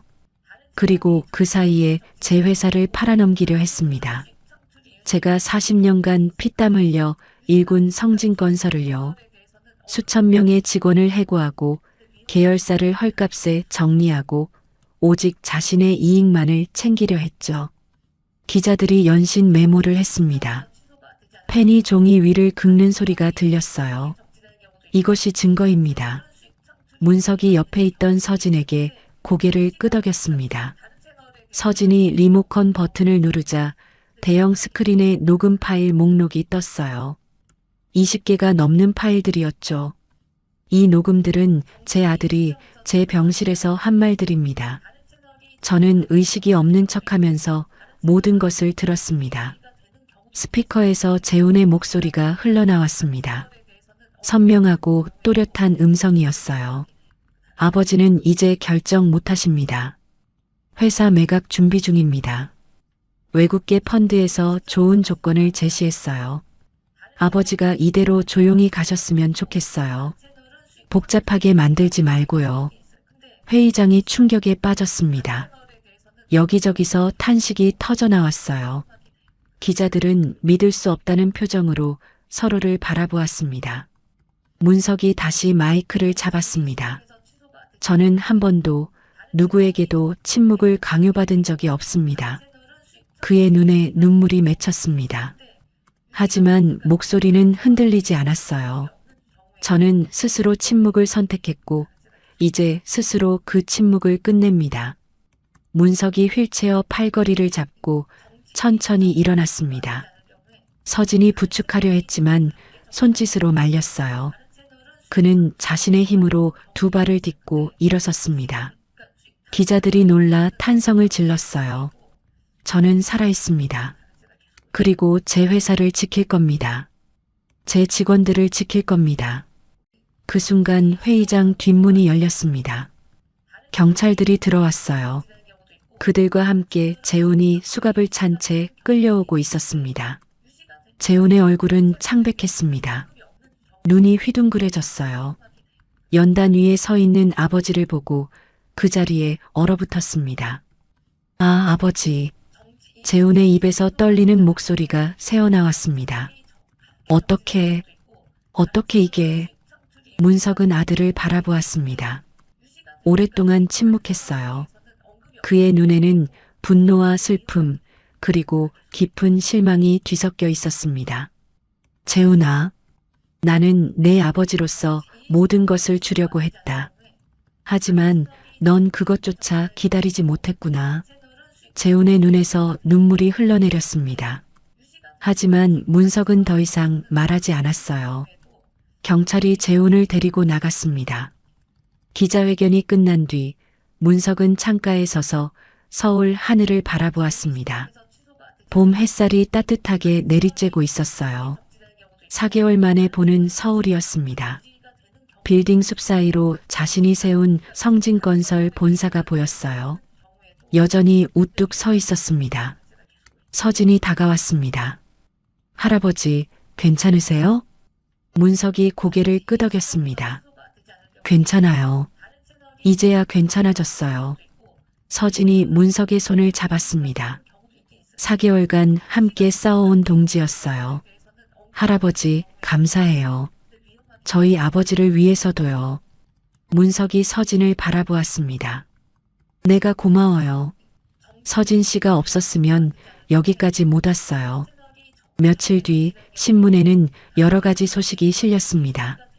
강재훈 부사장 긴급 체포, 업무상 배임 사문서 위조, 살인미수 혐의 적용, 성진건설 회사 매각 계획 전면 백지화, 전문 경영 체제로 전환, 강문석 회장 명예회장으로 추대, 직원 해고 계획 전면 철회, 윤서진 씨 공익 제보자 지정, 산재 피해 가족 지원 재단 설립 참여.